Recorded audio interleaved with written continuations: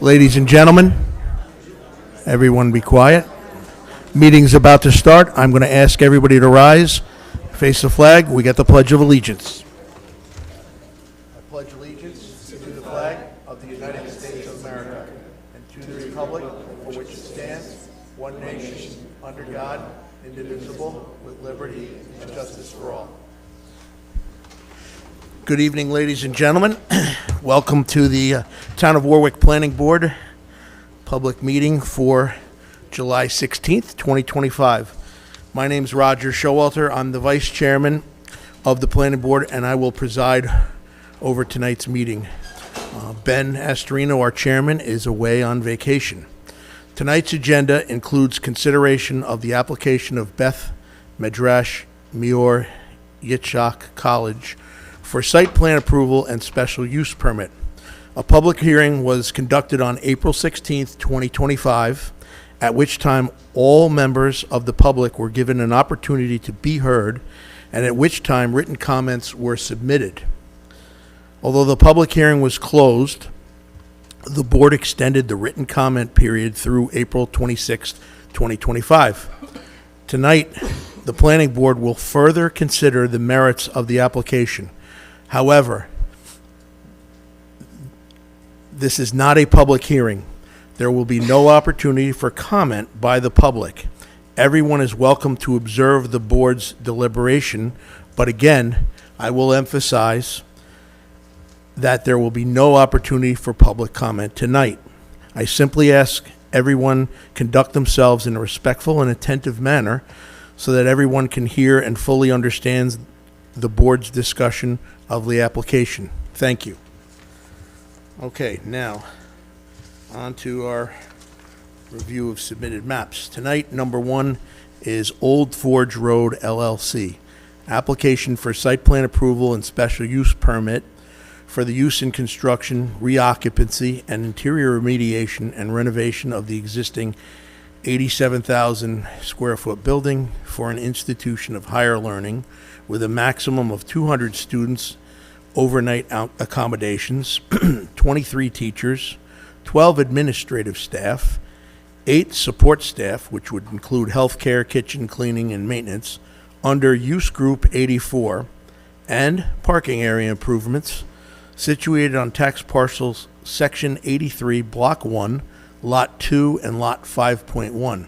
The parcels are located on the southeastern side of Old Forge Road, 0 feet southeastern of Sterling Pines Road, 5761 Old Forge Road, in the LC zone of the Town of Warwick, County of Orange, State of New York, previously discussed at the Planning Board meeting of April 16th, 2025.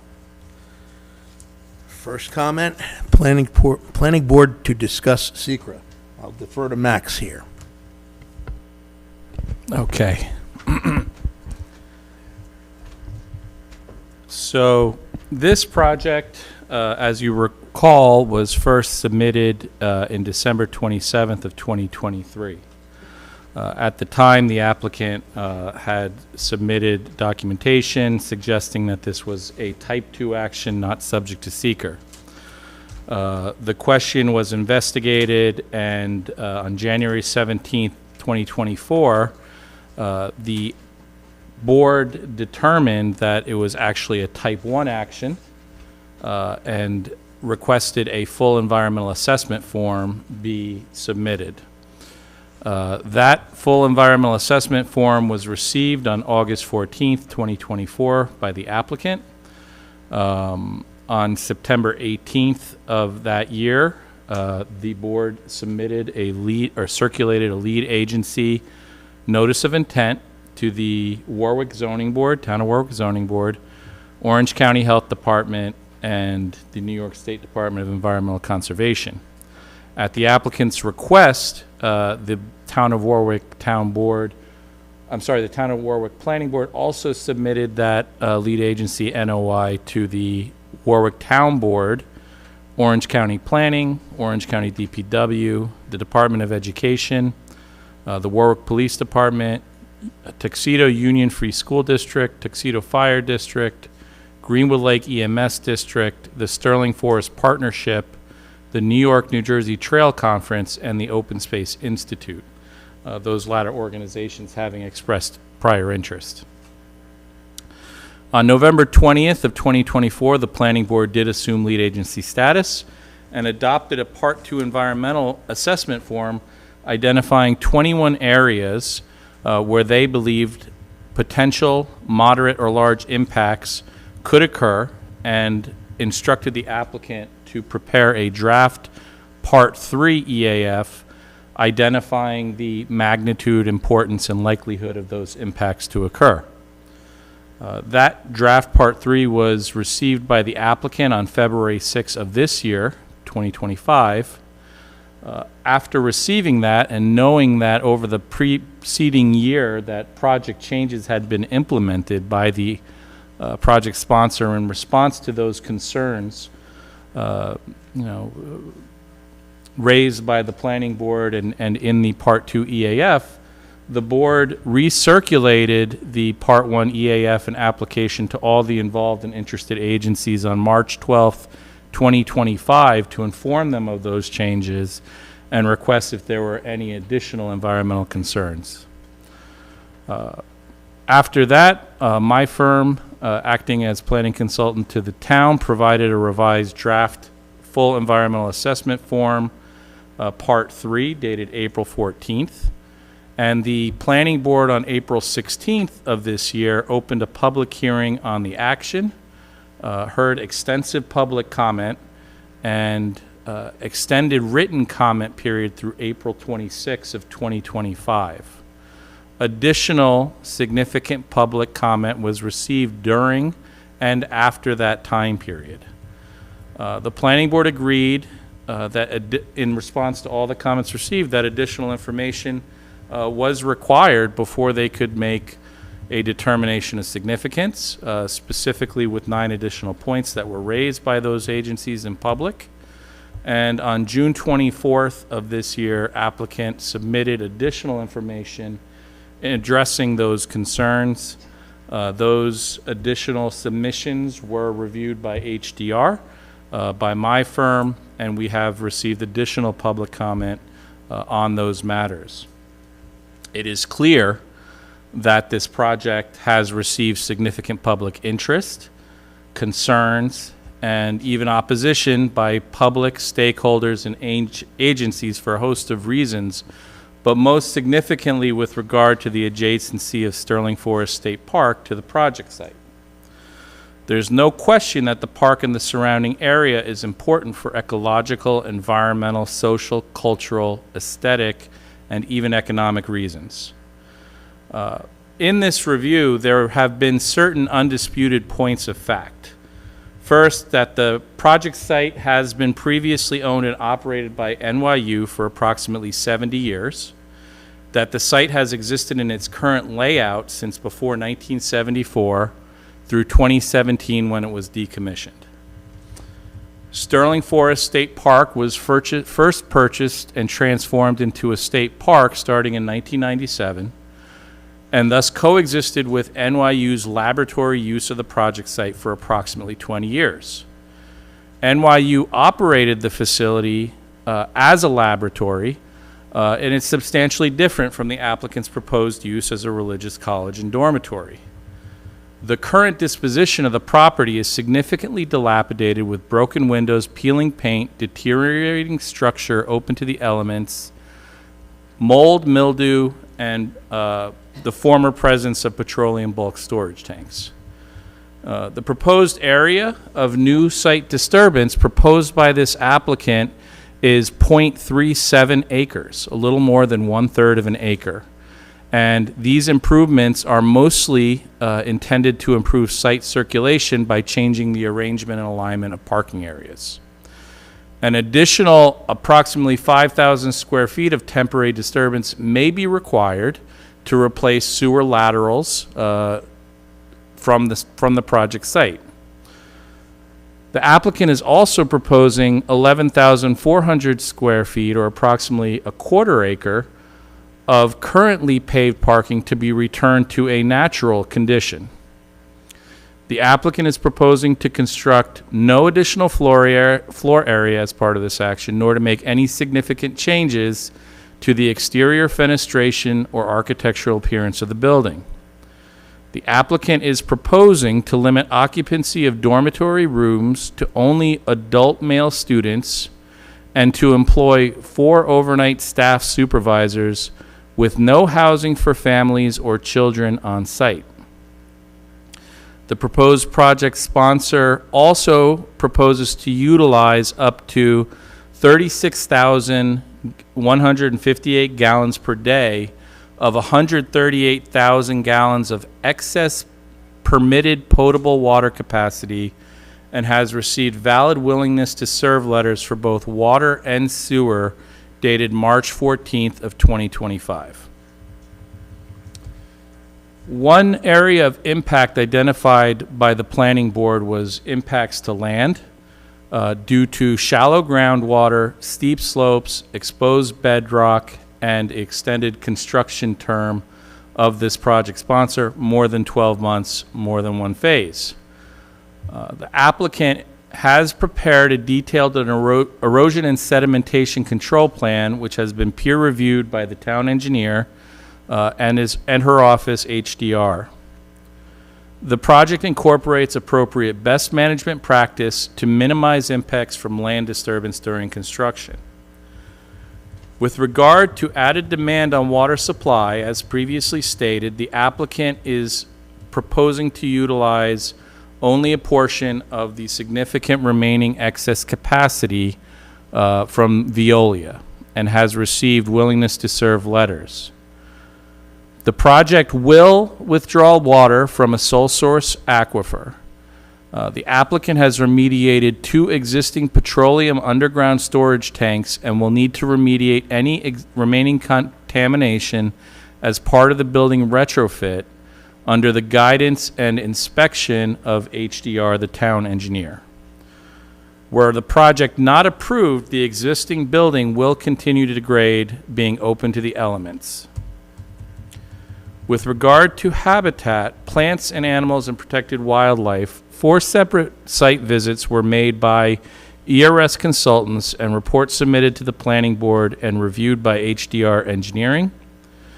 No critical habitat or protected wildlife was experienced on the site or is likely to be impacted as a result of the 1/3 acre of project disturbance.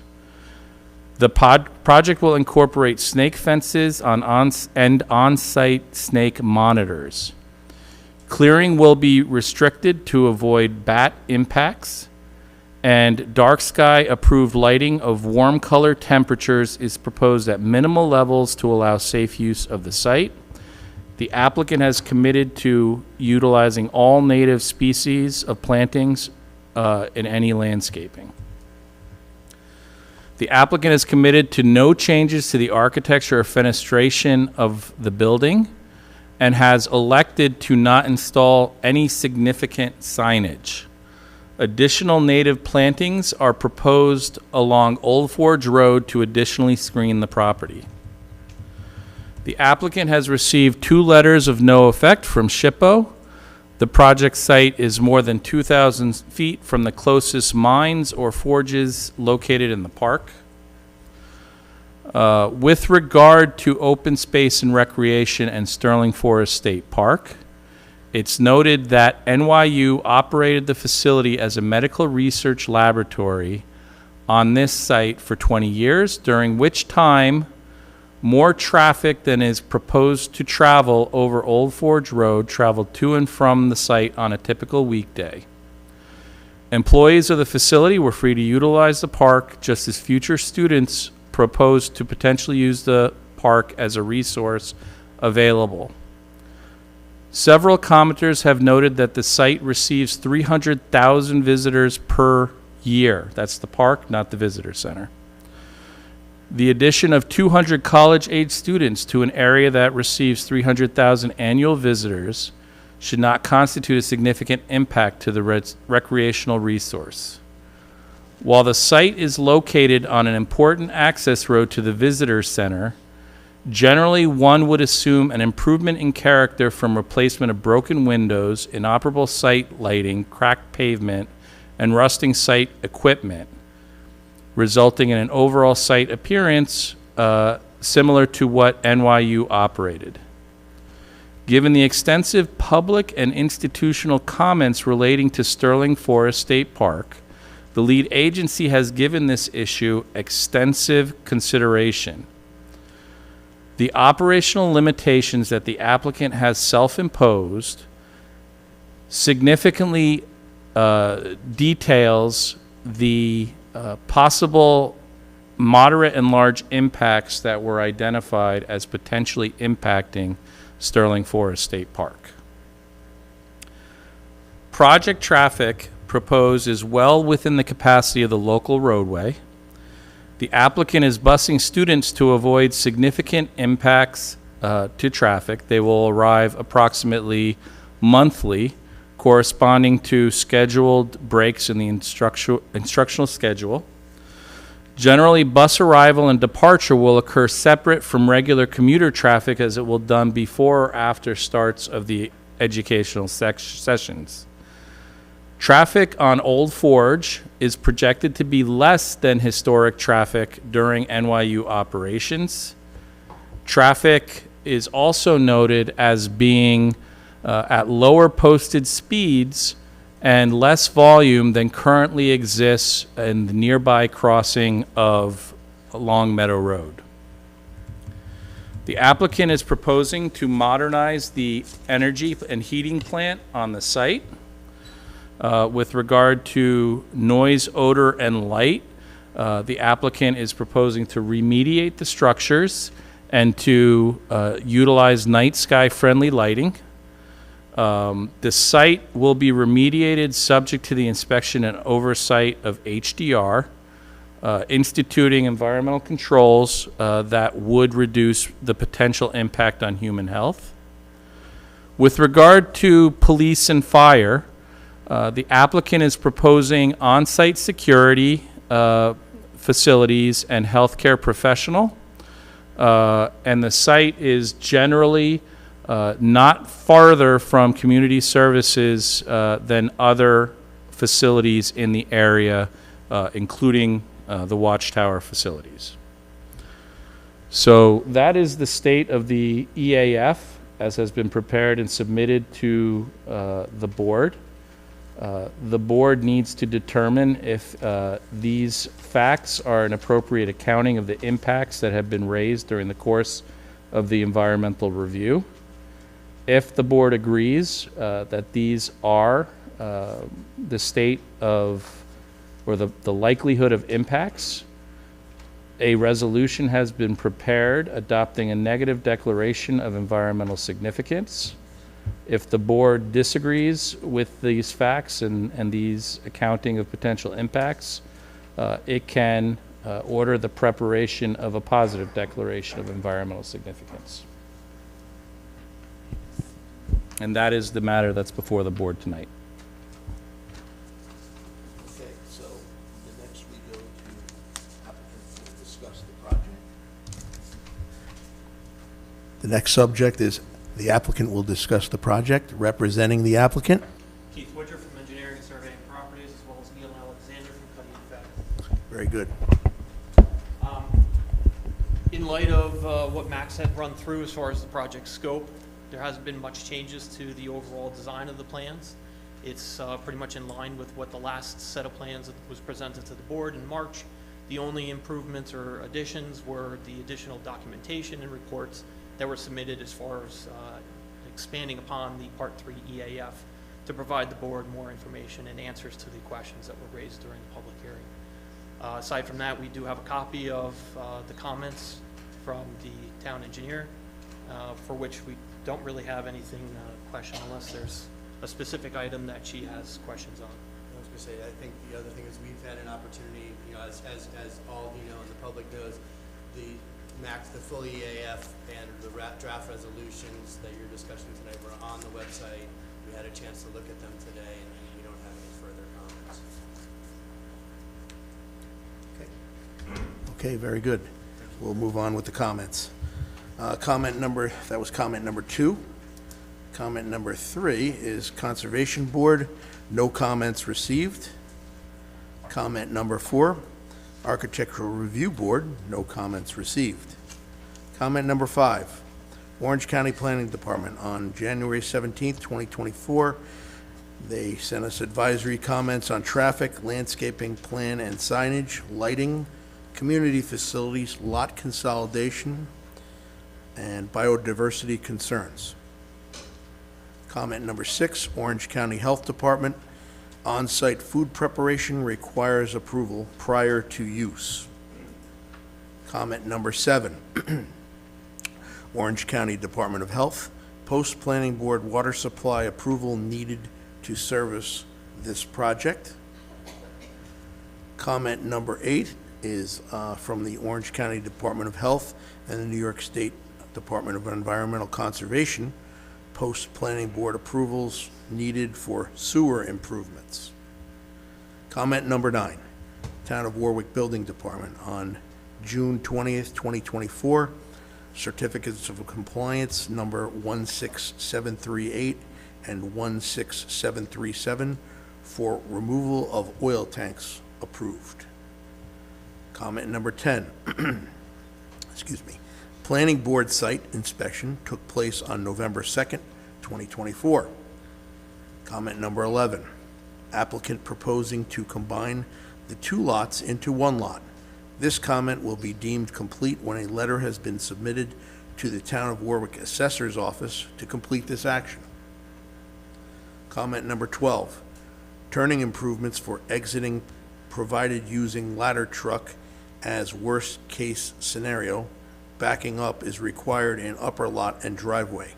Please review the turning movements in drawing C104 to ensure that the ladder truck does not hit the curb. We'll Good, provide Keith. that to the engineer. Very good. Comment number 13, surveyor to certify that iron rods have been set at all property corners. One question to that. So the property line along Old Forge Road actually runs to the center of the road. So we would request that those property corners not be set, but the property corners to the side and to the rear of the property would be the only ones certified to be set. Is that okay with my professionals? From a legal standpoint, there's no issue there. Okay. Number 14, comment 14, the library and page for the ridgeline and biodiversity overlay notes must be added to the plan. Yeah. Comment number 15, the applicant to post performance for lighting and parking lot reconfiguration and landscape bond, as well as site inspection fees. Understood.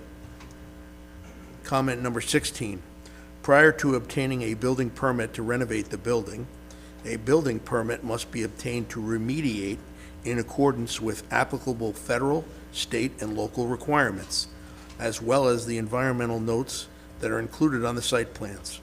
A site inspection escrow of $20,000 must be provided to the town to allow the planning board engineer to conduct on-site inspections, as well as conduct desktop work associated with reviewing reports, etc. This escrow will be established on a time and materials basis due to uncertainties related to the number of samples required, test results, agency directives, and observations, assumptions during the redevelopment process. Understood. Comment number 17. It is understood that the owner, applicant, and the applicant's consultants maintain full responsibility for the accuracy, adequacy, and safety of workers and future occupants of all aspects of the site plan, designs, execution of the site plan, as well as the remediation and construction efforts at this property. Understood. And finally, comment number 18, payment of all fees. Okay. That is completed. So we have, the next step is, Well, you could ask the board if there's any further discussion Yeah. before moving on to resolutions. any board members have any questions or comments previous to moving on? Okay, then I would like to ask for a motion for resolution adopting Part 3 and adopting negative declaration and authorizing filing of same. I'd like to make a motion for resolution adopting. Resolution adopting Part 3 and adopting negative declaration and authorizing filing of same. This is going to take a while, so feel free to nod off. Name of action, Beth Medrash, Mior, Yitzhak College. My apologies for the pronunciation. Whereas the Town of Warwick Planning Board is the seeker lead agency for an application for special use permit and site plan approval involving the reoccupancy and interior renovation of 3 existing vacant structures totaling 87,000 square feet and appurtenant landscaping and parking area improvements on a 7.01 acre parcel of land located at 57 and 61 Old Forge Road, Town of Warwick, Orange County, New York. And whereas a letter from the project sponsor's attorney, Neil J. Alexander, Esquire, dated December 27, 2023, was received along with several exhibits and a site plan dated December 27, 2023, explaining the project and among other claims indicating that the application is exempt from seeker based on several Type 2 actions listed at 6 NYC RR 617.5. And whereas the Planning Board has considered the claims of the project sponsor and had determined as follows. 1. With regards to 617.5C2,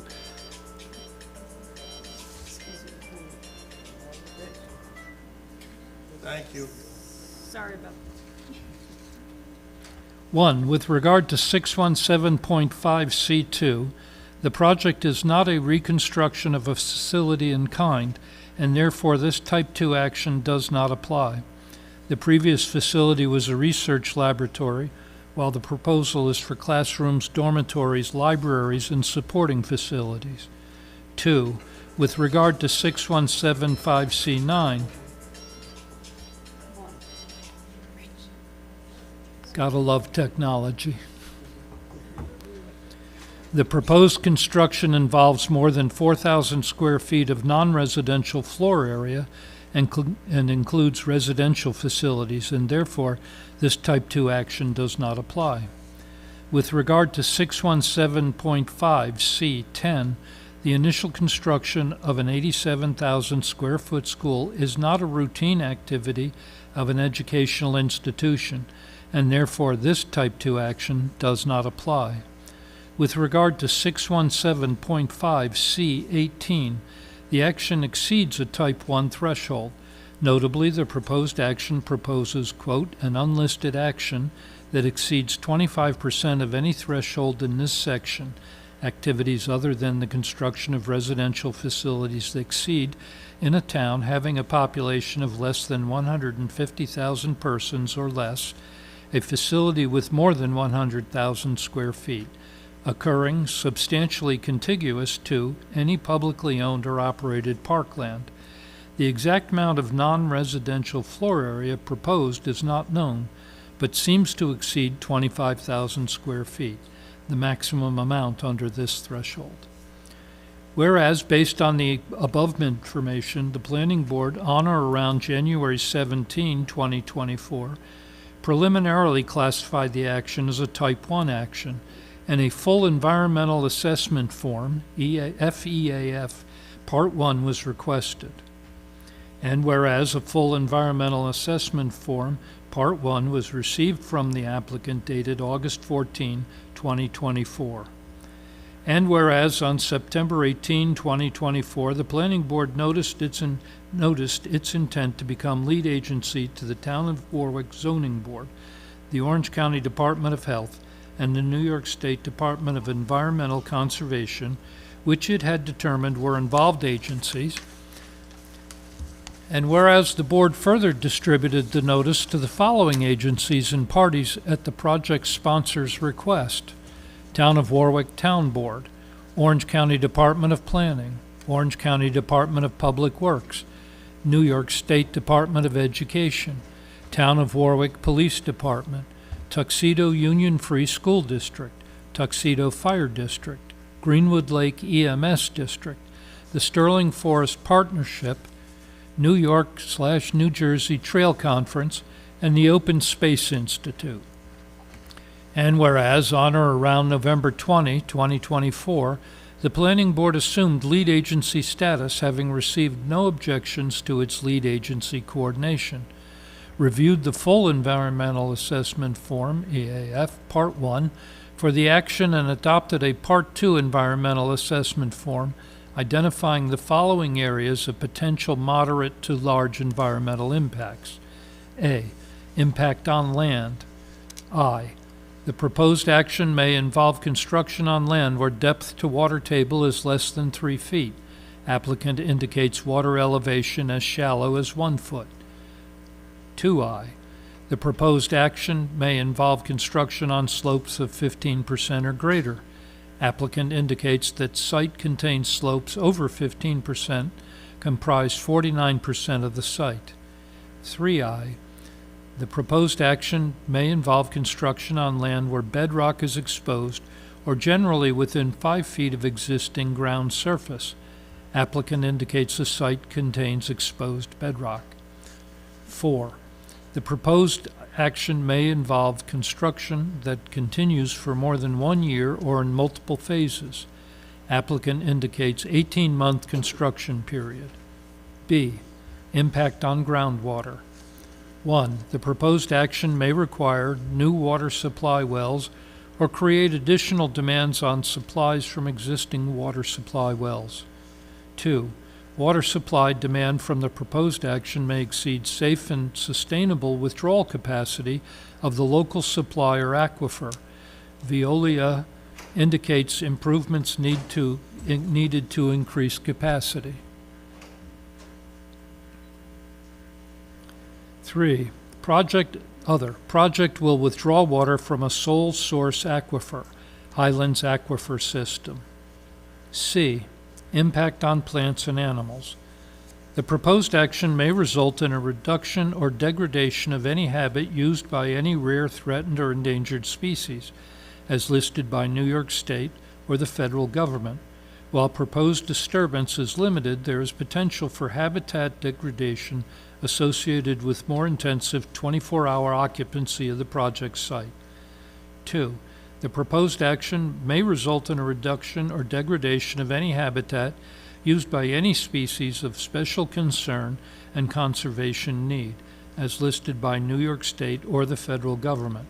While proposed disturbance is limited, there is potential for habitat degradation associated with more intensive 24-hour occupancy of the project site. 3. The proposed action may result in the removal of or ground disturbance in any proportion of designated significant natural community. D. Impact on aesthetic resources. While the structures are existing, they have been vacant for some time. Significantly increased activity at the site will impact views from the Sterling Forest Visitor Center and area trails, which is substantially contiguous to the property site. Impact on historic and archaeological resources.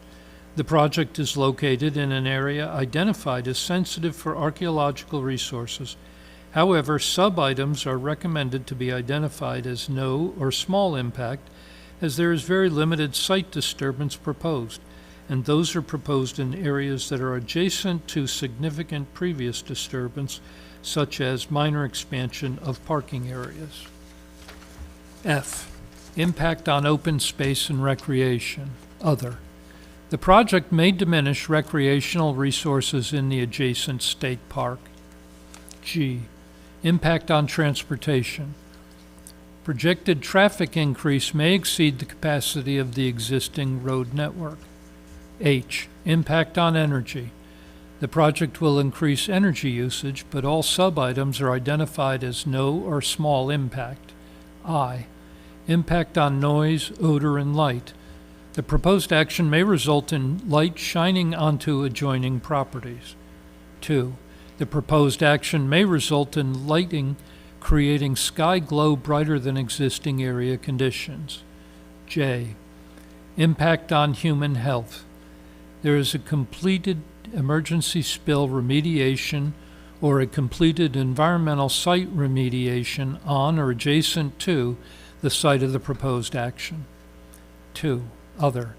Renovation of buildings may result in the release of lead paint, asbestos, or chemicals used during the previous owner's occupancy as a laboratory. K. Consistency with community character. 1. The proposed action may create a demand for additional community services, e.g., schools, police, and fire. 2. The proposed action may interfere with the use or enjoyment of officially recognized or designated public resources. Whereas, in reaction to the potential moderate to large impacts identified by the lead agency over the course of its initial seeker review, and/or as part of comments received during normal project review, the project sponsor has made several changes to its proposed project. And whereas the lead agency distributed a notice of project changes to all involved and interested agencies, including the Part 1 EAF, Part 2 EAF, and most recent revised plans as provided by the applicant on or around March 12, 2025. And whereas the lead agency directed the applicant to prepare a draft Part 3 environmental assessment form based on the potential impacts listed in the Part 2 EAF. And whereas the lead agency, having received and reviewed the applicant's draft Part 3 EAF, charged its planning and seeker advisor, Nelson Pope and Voorhees, NPV, to revise the Part 3 EAF based on discourse and deliberations between the project sponsor and lead agency, submissions by the project sponsor, and based on the advice and discussions between the board and its technical consultants through the course of public workshops and meetings. And whereas NPV provided the lead agency with a revised draft FEAF Part 3 EAF on April 14, 2025, which was discussed at the Planning Board meeting of April 6, 2025. 16th, I'm sorry. Discussed at the Planning Board meeting of April 16th, 2025, where a public hearing on the proposed action was opened and closed with the written comment period extended through April 26, 2025. And whereas the lead agency received significant public and interested agency comments regarding the potential impacts of the project, including those submitted during and after the written comment period, and the lead agency has considered all such input and testimony, as well as additional responding testimony of the project sponsor and advice of the lead agency's technical advisors. And whereas, based on public comment received during and after the public hearing comment period, the lead agency identified the following matters that required further consideration by the lead agency to meet the hard look requirement under seeker and to determine whether significant impacts are likely to result. Number 1, whether or not the proposed project is consistent with the policies of the Highlands Regional Plan. Number 2, whether or not traffic counts were representative of, quote, reasonable worst-case conditions, close quote, being that school was not in session and the counts were taken in June, when peak tourism traffic tends to be in fall. 3, whether or not pedestrian use of Old Forge Road by hikers was given appropriate consideration, considering proposed daily traffic and monthly bus arrivals and departures. Number 4, reference to radioactive isotopes being stored and used on site, including tritium, radioactive carbon, sulfur, chromium, and lead. Number 5, whether or not adequate soil sampling was conducted around the site. Number 6, the suitability of ambulance services to provide service to the site. Number 7, whether occasional events in the on-site auditorium may result in spillover parking along roads and in the park visitor center. Number 8, impacts to certain additional species, including Indiana bat, endangered, cerulean warbler, special concern, eastern box turtle, special concern, Jefferson salamander, special concern, small world begonia, endangered, Appalachian sandwort, threatened. Number 9, potential impact on historic mine and furnace resources that may be present within the Sterling Forest State Park. Whereas, in response to the requested additional information, the applicant submitted additional materials for the lead agency's consideration. And whereas the lead agency, having reviewed the materials provided by the applicant, instructed NPV to revise the draft Part 3 FEAF to address the lead agency's deliberations as regards the additional identified concerns and the additional information provided by the applicant, and the advice of the lead agency's technical advisors. And whereas the lead agency has received the revised draft EAF Part 3 on July 15, 2025, and has reviewed the revised full environmental assessment form Part 3 and its many exhibits. And whereas the lead agency has also received and reviewed a draft negative declaration of environmental significance dated July 15, 2025, as prepared by NPV. And whereas 6 NYC RR 617.7A1 requires that, quote, to require an EIS for a proposed action, the lead agency must determine that the action may include the potential for at least one significant adverse environmental impact, close quote. And additionally, 6 NYC RR 617.3H requires that, quote, agencies must carry out the terms and requirements of this part with minimum procedural and administrative delay and must expedite all seeker proceedings in the interest of prompt review, close quote. Whereas the lead agency has received suggestions from a small number of commenters that the lead agency should consider matters that are not appropriate to the environmental or zoning process and which the lead agency categorically rejects and dismisses, including 1, suggestions that the board treat the application differently based on statements purportedly excerpted from Jewish religious scripture or based on the purported behavior of other Hasidic or Orthodox Jewish groups and individuals. And 2, innuendo or suggestion that this school would represent a, quote, turning point, close quote, or, quote, opening a door, close quote. And 3, categorization of what is clearly proposed as a dormitory for 200 adult men as a, quote, large residential community, close quote. And now therefore be it resolved that the Planning Board acknowledges the significant interest and concern by the public, stakeholders, and agencies with regard to the adjacency of Sterling Forest State Park to the project site, and further acknowledges and recognizes the sensitivity of area environmental resources and the ecological, environmental, social, cultural, aesthetic, and economic importance of the state park to the region.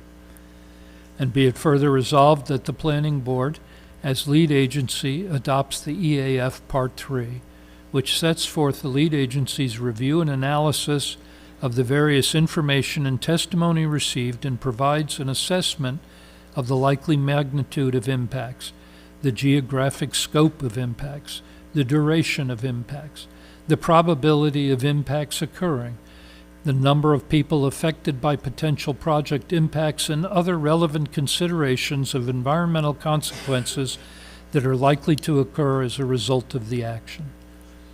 And be it further resolved that while the lead agency relies on the full record as set forth in the EAF Part 3 and all official Planning Board records, it makes the following specific findings of fact as a point of emphasis. 1, that the project site has been previously owned and operated by NYU for approximately 70 years, and that the site has existed in its current layout since before 1974 through 2017, when it was decommissioned. And 2, that Sterling Forest State Park was first purchased and transformed into a state park starting in 1997, and thus coexisted with NY's use of the project site for approximately 20 years. And 3, that NYU operated the facility as a research laboratory, which is substantially different from the applicant's proposed use as a religious college and dormitory.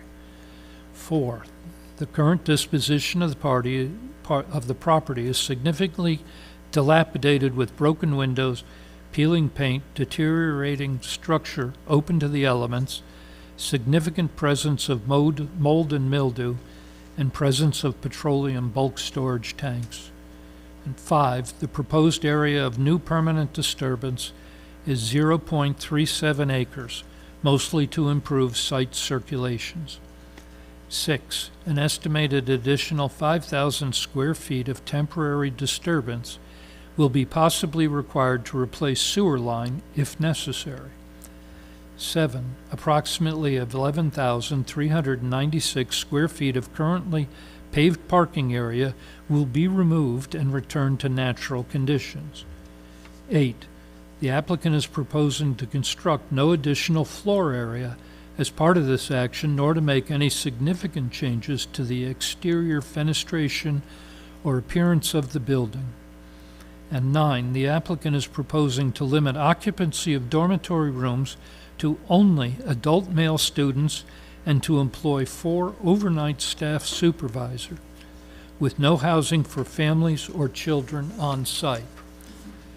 10, the proposed project proposes to utilize up to 36,158 gallons per day of 138,000 gallons of excess permitted potable water capacity, and has received a valid willingness to serve letter from Veolia.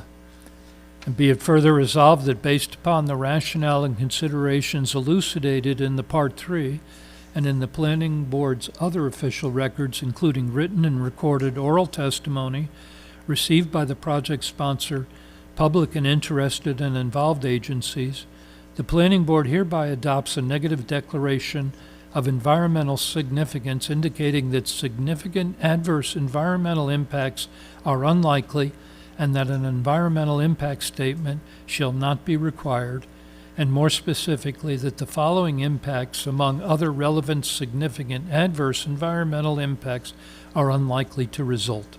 1, a substantial adverse change in existing air quality, ground or surface water quality or quantity, traffic or noise levels, a substantial increase in solid waste production, a substantial increase in potential for erosion, flooding, leaching, or drainage problems. 2, the removal or destruction of large quantities of vegetation or fauna, substantial interference with the movement of any resident or migratory fish or wildlife species, impacts on a significant habitat area, substantial adverse impacts on a threatened or endangered species of animal or plant, or the habitat of such a species, or other significant adverse impacts to natural resources. 3, the impairment of the individual characteristics of a critical environmental area as designated pursuant to Section 617.14G of this part. 4, the creation of a material conflict with the community's current plans or goals as officially approved or adopted. 5, the impairment of the character or quality of important historical, archaeological, architectural, or aesthetic resources or of existing community or neighborhood character. 6, a major change in the use of either the quantity or type of energy. 7, the creation of a hazard to human health. 8, a substantial change in the use or intensity of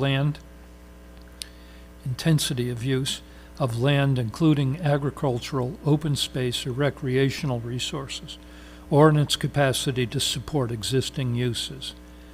9, the encouraging or attracting of a large number of people to a place or places for more than a few days, compared to the number of people who would come to such place absent the action. Excuse me. 10, the creation of a material demand for other actions that would result in one of the above consequences. 11, changes in two or more elements of the environment, no one of which has a significant impact on the environment, but when considered together result in a substantial adverse impact on the environment. Or 12, two or more related actions undertaken, funded, or approved by an agency, none of which has or would have a significant impact on the environment, but when considered cumulatively, would meet one or more of the criteria in this subdivision. Be it further resolved that the Planning Board authorizes the chairman to take such further steps as might be necessary to discharge the lead agency's responsibilities on this action, including the filing of the negative declaration with other involved agencies and publishing notice in the Environmental Notice Bulletin. Okay, is there any discussion or questions from members of the planning board? That being said, sorry. I think there's one correction that needs to be made, and it's to the second to last page, the list of specific findings of fact, the fourth number should read, under number 4, significant presence of mold and mildew and the past presence of petroleum bolts storage. Those tanks were removed in 2024. The secretary will note that and make the adjustment. Any other comments or questions? Professionals on the board? Okay, would a board member like to make a motion? I made the motion. Oh, I'm sorry. I need a second for Sorry. Both seconded. Both second.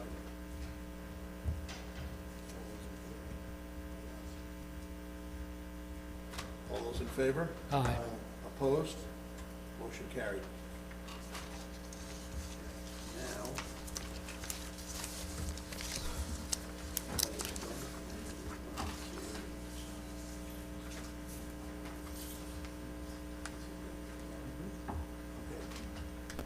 Now we move on to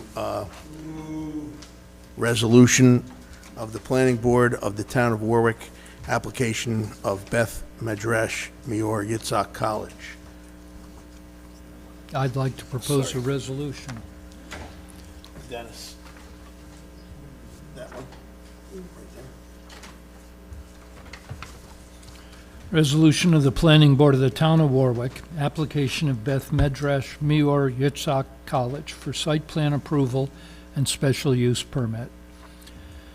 Whereas pursuant to the Town of Warwick zoning code 164-46, Beth Medrash, Meor Yitzhak College has submitted an application for site plan approval and special use permit for the use and construction, reoccupancy, and interior remediation and renovation of the existing 87,000 plus or minus square foot buildings for an institution of higher learning with a maximum of 200 students overnight, accommodations, 23 teachers, 12 administrative staff, and 8 support staff, healthcare, kitchen, cleaning, and maintenance, under Use Group 84, and parking area improvements situated on tax parcels Section 83, Block 1, Lots 2 and L5.1. Parcels located on the southeastern side of Old Forge Road, 0 feet southeastern of Sterling Pines Road, 57-61 Old Forge Road, in the LC zone of the Town of Warwick. And whereas pursuant to the zoning code of the Town of Warwick, the proposed use is a permitted use under the table of uses, Use Group 84 within the Town of Warwick LC zoning district. And whereas the application complies with the setback and area requirements under the table of bulk requirements of the Town of Warwick zoning code. And whereas the Planning Board classified the action as a Type 1 action under SECRA on and about January 17, 2024. And whereas pursuant to the New York State Environmental Quality Review Act, SECRA, on November 20, 2024, the Planning Board of the Town of Warwick assumed the role of lead agency with respect to SECRA. And whereas the applicant submitted a full environmental impact statement, including Part 1, which was reviewed by the Planning Board, adopted a Part 2 environmental assessment form identifying potential moderate to large environmental impacts, and on July 16, 2025, adopted an environmental assessment form, Part 3. And whereas a public hearing was held on April 16, 2025, at which time all interested parties were given an opportunity to be heard, and written comments were received. The written comment period was further extended through April 26, 2025.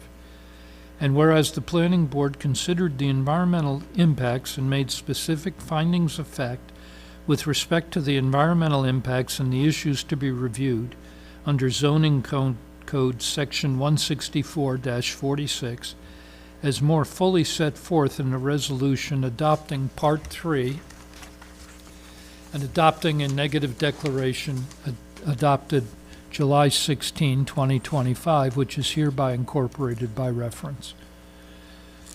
Whereas on July 16, 2025, the Planning Board of the Town of Warwick passed a resolution under SECRA determining that the project will not have a significant adverse impact upon the environment, and a negative declaration pursuant to SECRA has been issued.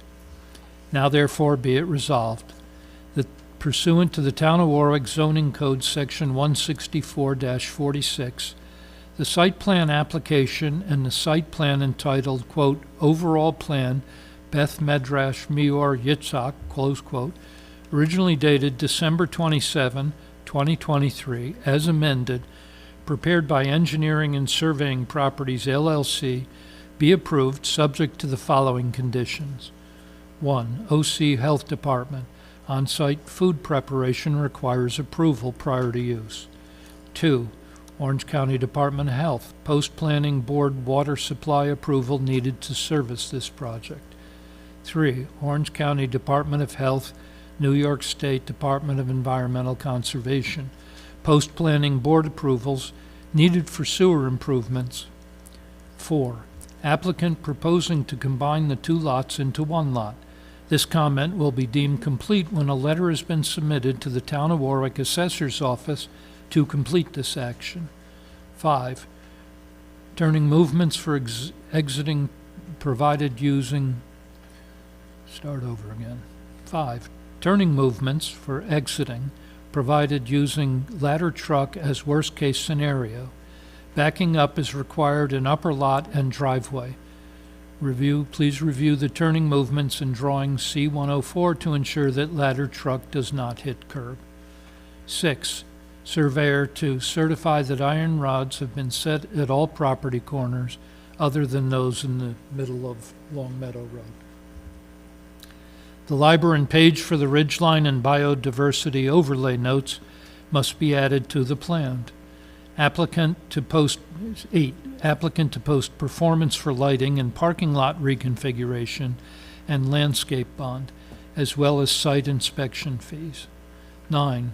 Prior to obtaining a building permit to renovate the building, a building permit must be obtained to remediate in accordance with applicable federal, state, and local requirements, as well as the environmental notes that are included on the site plans. A site inspection escrow of $20,000 must be provided to the town to allow the planning board engineer to conduct on-site inspections, as well as conduct desktop work associated with reviewing reports, etc. This escrow will be established on a time and materials basis due to uncertainties related to the number of samples required, test results, agency directives, and observations or assumptions during the redevelopment process. 10. It is understood that the owner, applicant, and the applicant's consultants maintain full responsibility for the accuracy, adequacy, and safety of workers and future occupants of all aspects of the site plan, designs, execution of the site plan, as well as the remediation and construction efforts on this property. Payment of all fees. pursuant to zoning code section 164-46O. The approval shall be deemed terminated if construction is not commenced within 60 months of this approval unless the applicant demonstrates that there are no changed circumstances and the approval is reviewed and extended by the planning board. Any questions or comments from any of the board members or professionals? First, we need a second to the motion. Well, hold on, yeah, motion. Okay. Is there a second to the motion? I'll second the motion. Okay. Now you can ask for questions. Questions or comments from the board members or the professionals? So on the first page, the 1, 2, 3, 4, 5, 6 paragraph refers to a full environmental impact statement. That should be revised to a full environmental assessment form. Make a note on the sixth paragraph, 1, 2, 3, 4, 5, 6, that the wording should be changed from full environmental impact statement to environmental assessment form. Okay. All right, Bo seconded the motion. All in favor? Aye. Opposed? Motion carried.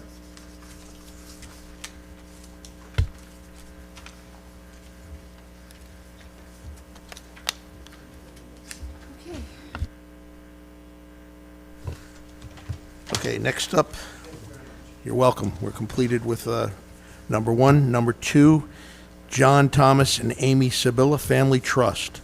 Application for sketch plat review of a proposed 4-lot conventional subdivision. If you would exit from the rear, please. Hold on. We'll wait a minute, 'cause Yeah. I gotta We'll clear the room. let's clear the room first.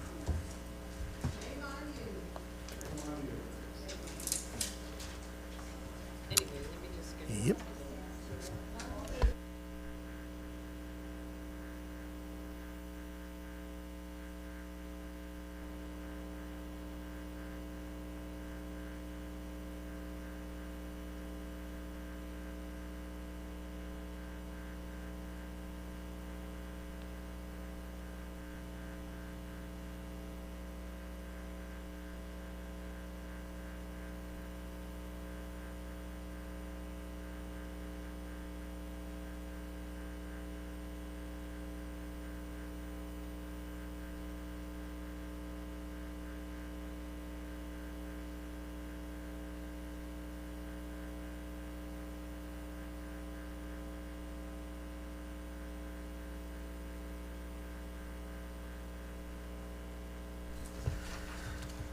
All right, back to our agenda.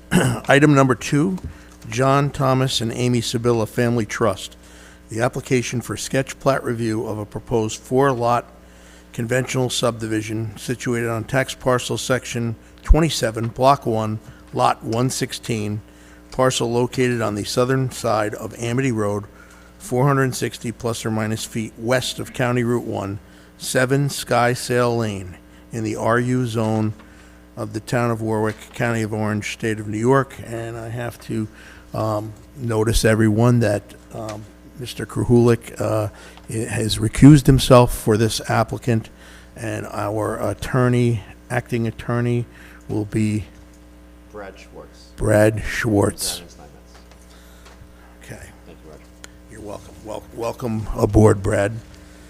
Now let me get to my paperwork here.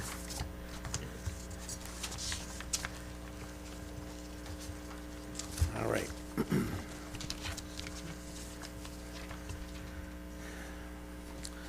So we will start with Max as far as the discussion of SECRA for the Sibylla subdivision. Good evening, Mr. Chairman. We have reviewed the FEAF Part 3 of Part 1. I'm getting a little confused here after all that recitation, yeah.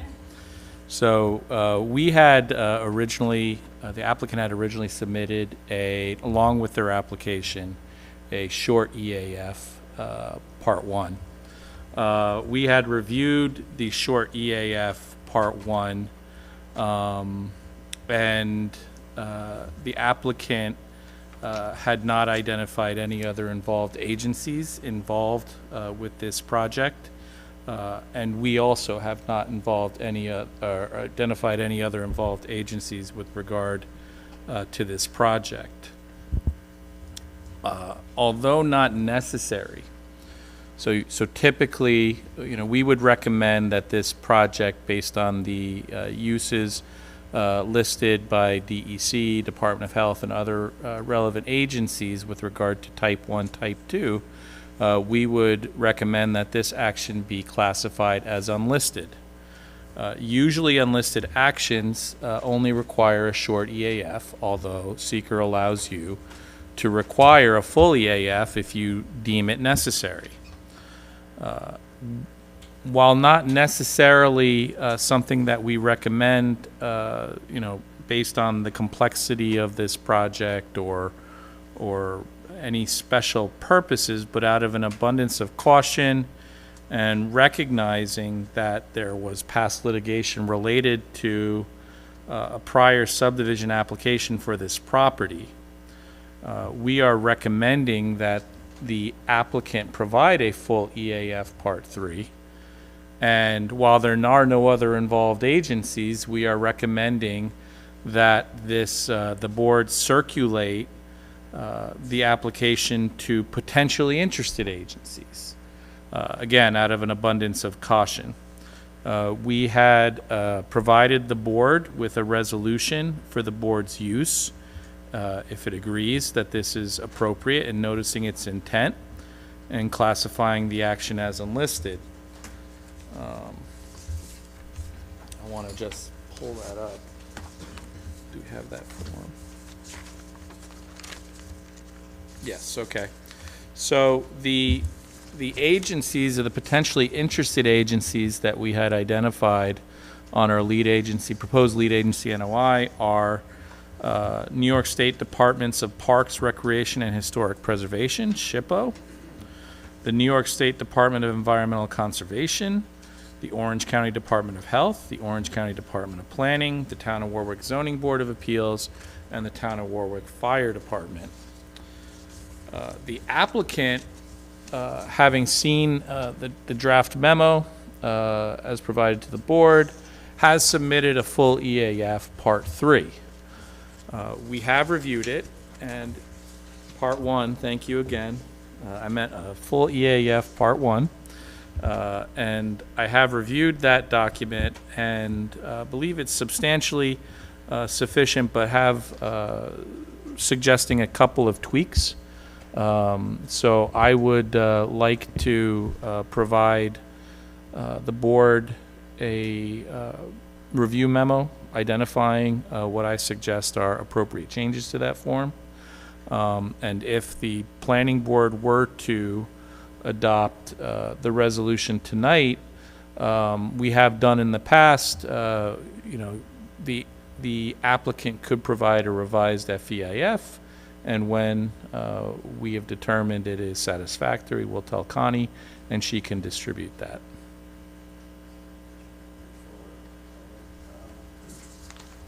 Mr. Chairman? Yes. I do have one note on what Max had just read about the potential interested agencies. I believe this is not the Town of Warwick Fire Department, I believe it's Pine Island. Correct. Pine Island Fire District, correct. Okay.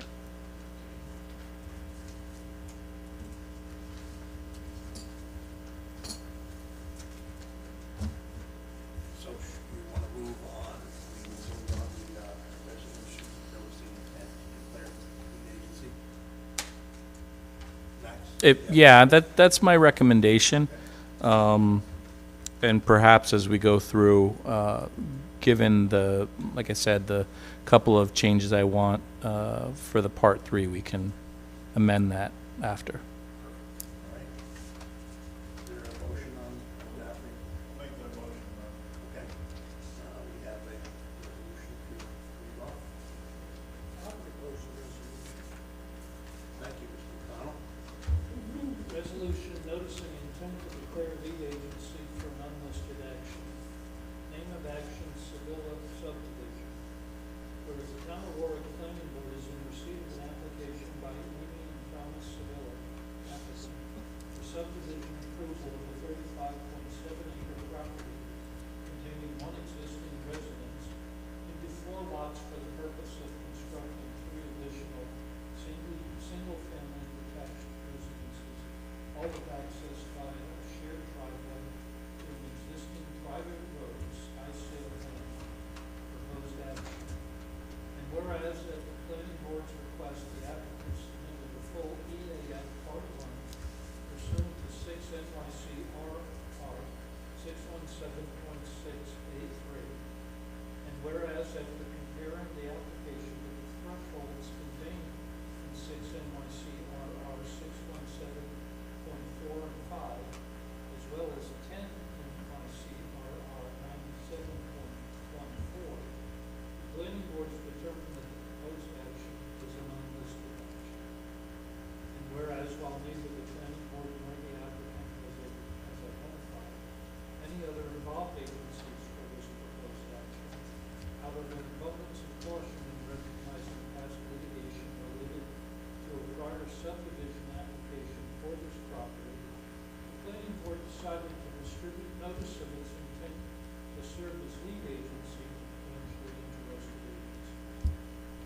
Now therefore be it resolved that the planning board classifies the proposed action as unlisted. And be it further resolved that the planning board hereby authorizes circulation of its notice of intent to declare itself lead agency to all interested agencies, notifying them that the planning board intends to serve as lead agency for the purpose of conducting a coordinated review of the potential environmental impacts of this proposed action under secret. And be it further resolved that the planning board hereby requires and directs the planning board secretary to circulate the attached notice of intent to declare lead agency to the possible interested agencies listed thereon. And be it further resolved that a determination of significance will be made at such time as all information has been received by the planning board to enable it to determine whether the proposed action will or will not have a significant effect on the environment. Okay, that was motion by Dennis, and Bo seconded the motion.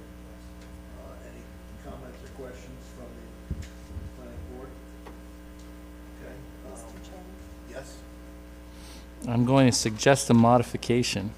another modification? Yeah, I'm just full of them tonight, yeah. So, to the,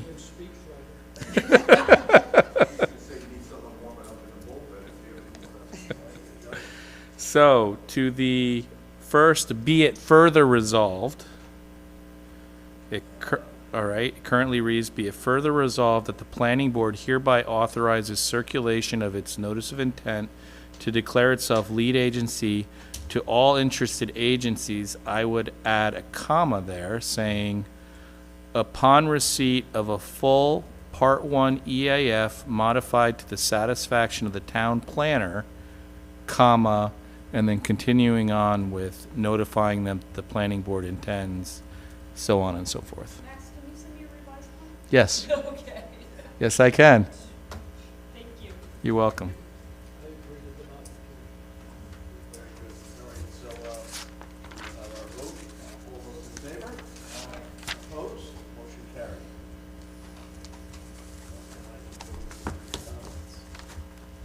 We'll bring up the applicant to discuss project. That's comment number 2. So this is a proposed 4-lot subdivision on Skysdale Lane. We are proposing to widen the access, which comes off of the Town of Skysdale Lane. The lots range from 4 acres to a little bit over 15 acres. Soil test, the wells on these lots are drilled, they've been tested. Get those findings and pretty much it. Thank you, Susan. This is Brian Friedman. Friedman I Engineer. know, You know who that is? record, I know. Brian with Friedman Engineer. Very good. Okay, Brian, thank you. Comment number three, Conservation Board. Comment number three, Conservation Board pending submittal. Comment number four, Architectural Review Board pending submittal. Comment number five, Orange County Planning Department on May 20th, 2025, advisory comments on coordinating with Orange County Department of Health. Location of test pits should be included on the site plans. Limited tree clearing to protect Indiana bat. You're good with that, Brian? Okay. Comment number six, Town of Warwick Building Department on May 2nd, 2025. No open permits or violations. Comment number seven, technical comments. New York State Office of Parks, Recreation, and Historic Preservation letter must be submitted. Comment number, I can do these for the record. You can ask them if you have Any any questions. questions? John, you're good? John, you can Come on up, John. so they can hear you, so. Good evening. What we would intend to do is just take this letter and give you a response to each one. All the comments. The only request is that Brian, going through it, maybe if you could give permission to contact Laura to just clarify any of the comments, but in a quick read, they all look like they are certainly addressing. Okay, so we will put comments 9 through 29. Yes, For I the- have one quick question. Sure. Comment number 24, the line of sight for proposed new houses, is that, we're not in the ridge line, is that something that was needed for, okay, So So it remains consistent. okay. follow previous. Okay. So we'll put comments number 9 or 8, 7, let's say 7 through 29 for the record. Okay. Okay? And that should be it for the Sabillas tonight. I think we've addressed everything. Okay? We're gonna be submitting a more detailed waiver request, with our comment. Yeah. Okay. Yeah, just get everything into Connie, and you'll move forward. Okay. All right, thank you. Thank you. Have a good night. Okay, let me get my papers out of the way here. Thanks, Brad. Nice meeting you. Likewise. Yep, good job. Okay, the next application on the agenda is number 3, Orange and Rockland Utilities Substation. Application for site plan approval and special use permit for the use and construction of utility substation yard, transmission and distribution lines situated on tax parcel section 46, block 1, lot 48.21. The project is located on the southern side of John Hicks Drive, 95 John Hicks Drive, in the OI zone of the Town of Warwick, County of Orange, State of New York. Representing the applicant? Hold on, no, we gotta go to Max. No, who's representing Oh, the applicant? representing the applicant is, there's a gang of people here, so everybody, come on up, talk to the microphone there. This is the attorney.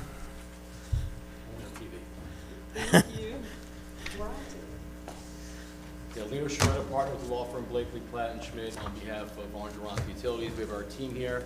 They'll identify themselves. Yeah, when they come up. Thank you very much.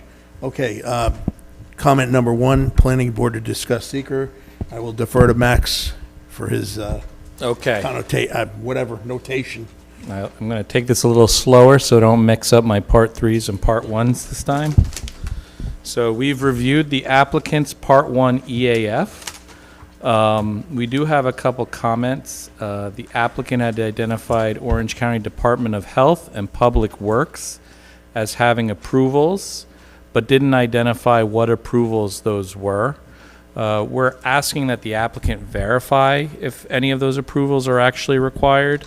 We don't know of any, or don't assume any. The applicant had indicated a state highway work permit being required from DOT. I wasn't completely sure because I know that there's some sort of lines going in, but I didn't see it getting anywhere near the state highway. So again, I would just verify if DOT approval is required. And lastly, the EAF Part 1 just needs to be signed and dated. We recommend that this action be classified as an unlisted action. We have prepared a resolution and notice of intent to declare lead agency for the board to commence coordinated review. This notice can't be distributed until the modified EAF is received. If the applicant wishes to revise the government approvals in response to my foregoing comments, that can also be done. Based on our understanding of the project, we believe basically DEC is the only involved agency. We have also identified or prepared a draft full environmental assessment Part 2, identifying several areas of relevant environmental investigation, potential moderate or large impacts that may occur. These are really intended to give the applicant a head start in addressing these issues, because if the planning board adopts the lead agency resolution tonight, that Part 2 could not be formally adopted until at least 30 days has proceeded. And those are my seeker comments. With regard to process, this application is within an agricultural district and will require referral to Orange County Department of Planning. With regard to lighting, a lighting plan has been provided. Because only emergency lighting is proposed, it is exempt from the town's lighting regulations. We did have 3 notes with regard to landscaping. One is that we recommend a typical habitat restoration planting detail be provided, showing the general distribution and spacing of restoration plantings. We can't complete our landscape review until these details are provided. The applicant to clarify the purpose of the strip of haymaker mix that is being proposed between the annual and perennial the meadow mixes that are being proposed. And lastly, that the SWIP specifies temporary seeding with annual and perennial ryegrass.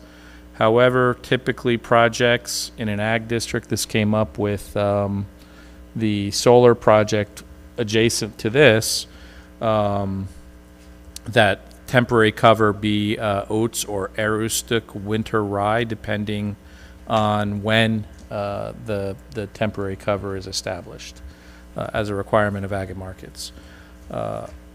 The application is not subject to the Town of Warwick design standards, and those are my comments. Very good. On that, the board needs a motion on establishing resolution of lead agency. Propose a resolution establishing a lead agency for unlisted action. Name of the action, O&R Utility Substation, State School Road. Whereas the Town of Warwick Planning Board is in receipt of an application for site plan and special use permit approval. The Town of Warwick Tax Lot, Section 46/1-48.22 at 95 John Hicks Drive. The project site is within the OI Office Industrial Zoning District, Aquifer Protection Overlay, and Environment District Protection Overlay. The applicant is proposing a new subdivision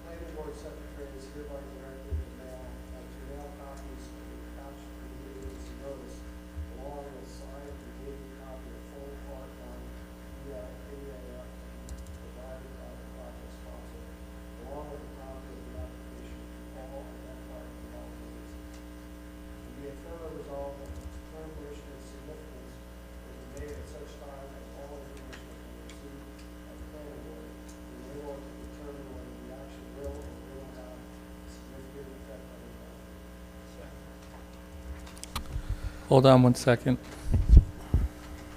The applicant has something to say, but I also do.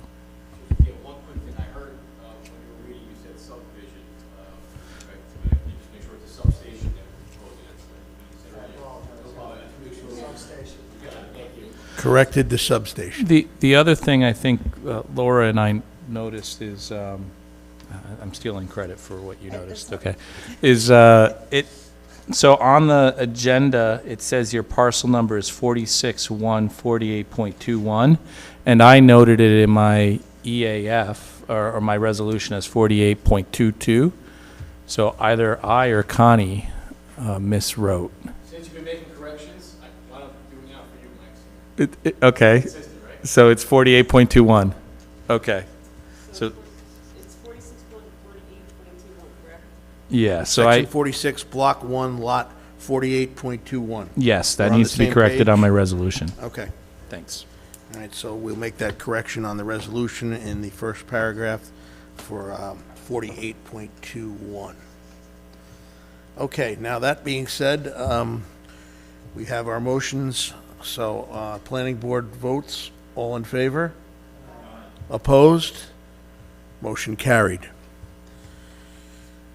Okay, so we will go back to the applicant to discuss the project. That would be comment number 2, so if you guys would like to come up and do the presentation.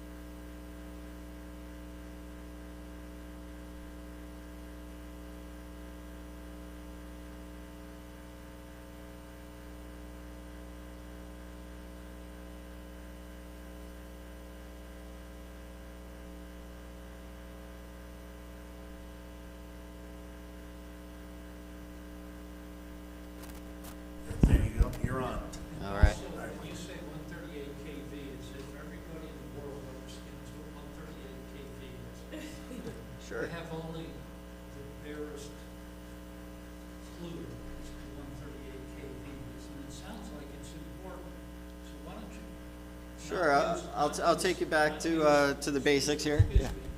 Not use lingo. Tell us what it is that you're doing. Sure. So the transmission lines operate at 138,000 volts. That's what we rate the lines at. These lines here are 69,000 volts. Based on the way transmission works, operating at higher voltages allows us to transport electricity more efficiently over longer distances. So those higher voltages is what you see on a transmission line. The transmission facility carries the power throughout the state. The substation is like an off-ramp from the highway to bring that transmission into the community. So it comes in at 138 or 69 in this case, and the transformers take that from 69,000 volts down to 13,000 volts. So what is it that permitted you to double the transmission rate? What's the improvement in technology that allowed you to go from 69,000 volts to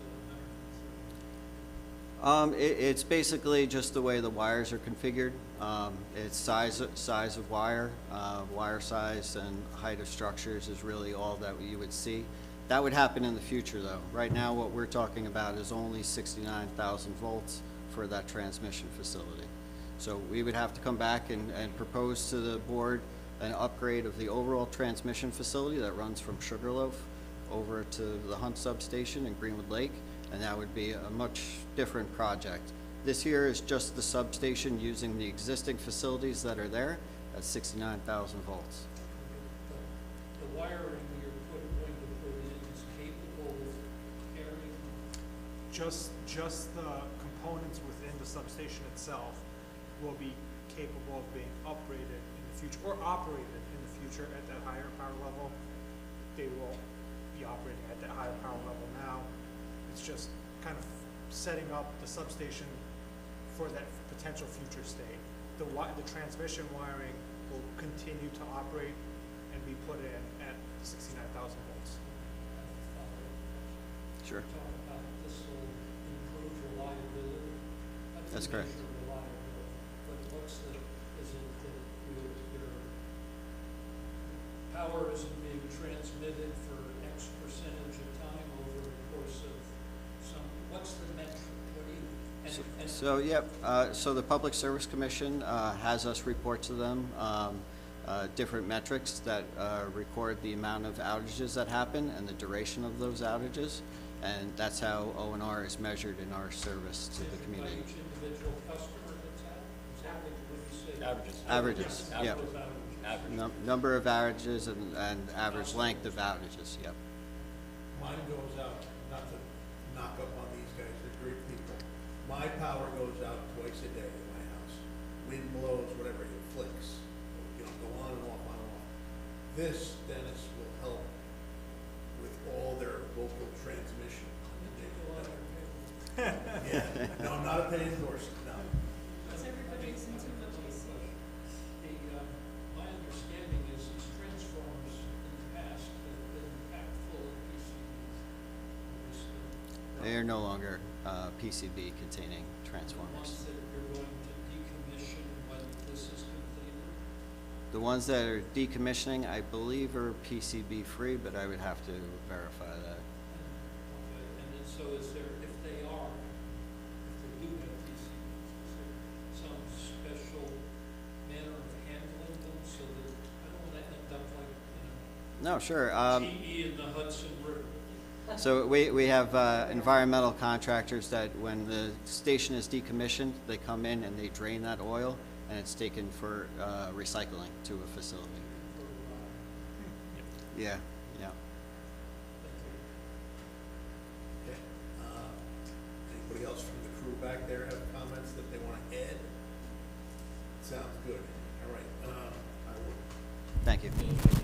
move along here. Thank you very much. Okay, we'll do the other comments. I'll just go through the next couple. Conservation Board, comment number 3, no comments received. Comment number 4, Architectural Review Board, no comments received. Comment number 5, Town of Warwick Building Department, pending comments. Number 6, Orange County Planning Department, pending comments. I will go to number 7 here. Planning board will determine in the future if a site inspection is necessary, and I believe there will be a necessity for a site inspection. But we will figure that out as we move along. And then I guess we'll go with comments number 8 through, Laura has lots of them here. Yeah, absolutely. A lot of these, we're gonna, like, some of these are just restatements of special permit requirements that we have to comply with, which we can address these in writing again if you just wanted to, for the sake of expediency, we can address these for the next submission. Yeah, we're noting them for the record, but yeah, just work with answering Laura on all the comments, and things will go well. So yes, thank you, Laura. We are going to put comments number 8 through 53 on the record. Okay. And is there any more questions from the professionals or the board members? Okay, thank you very much, Orange and Rockland. Have a great evening. Yep. Yeah.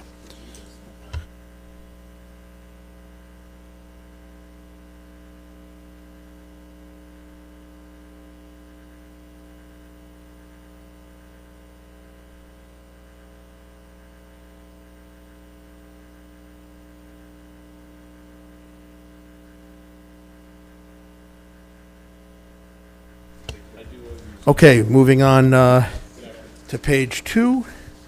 Other considerations.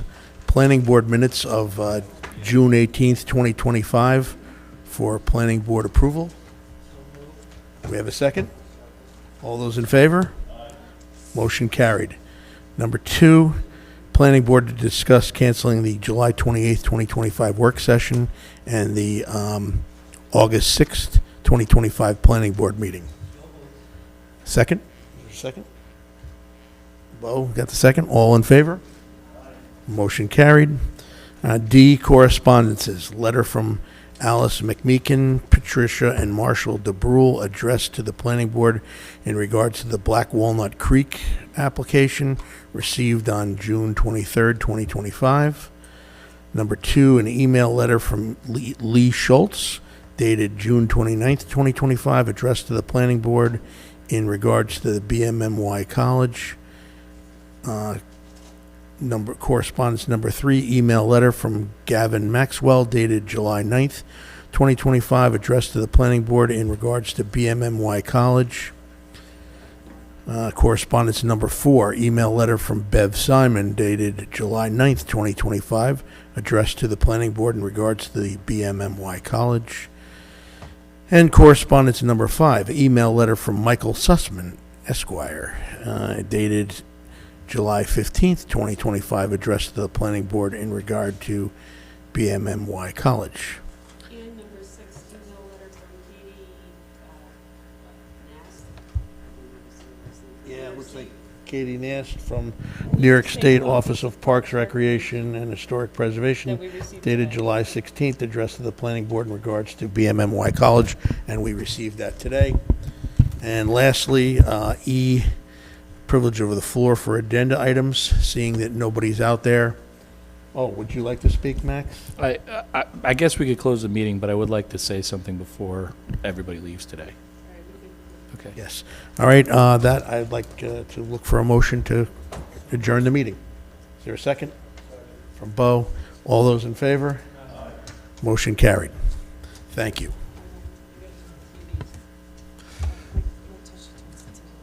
She did. You did, right? Oh, you do that? Yeah. Oh, I thought Connie had to go run in some back room somewhere. Yeah, we reset the TV.